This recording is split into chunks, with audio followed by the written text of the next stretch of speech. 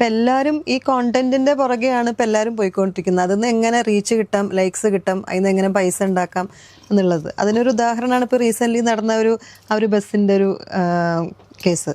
അതങ്ങനെയാണോ മീനാക്ഷി കാണുന്നത്?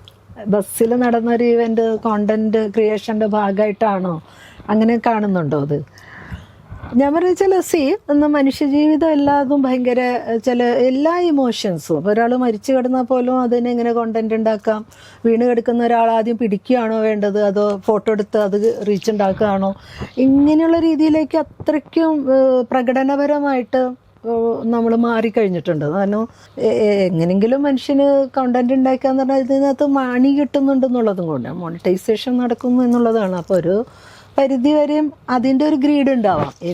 ഏതിനെയും ഒന്നാമത്തെ എല്ലാതും നമ്മൾ മനുഷ്യൻ്റെ ഇമോഷൻസിന് തന്നെയാണ് മാർക്കറ്റ് ഇവിടെ എക്സ്പ്ലോർ ചെയ്യുന്നതും അഡ്വർടൈസായിട്ട് കൊടുക്കുന്നതൊക്കെ അല്ലേ. നമ്മളെ കോംപ്ലക്സിറ്റീസിനൊക്കെ തന്നെയാണ്, അല്ലെങ്കിൽ നമ്മുടെ അപകർഷതകളെയാണ്, സങ്കീർണതകളെ മാത്രമല്ല അപകർഷതകളെയും കൂടെയാണ് മാർക്കറ്റ് ചെയ്യുന്നത് ഈ ലോകം.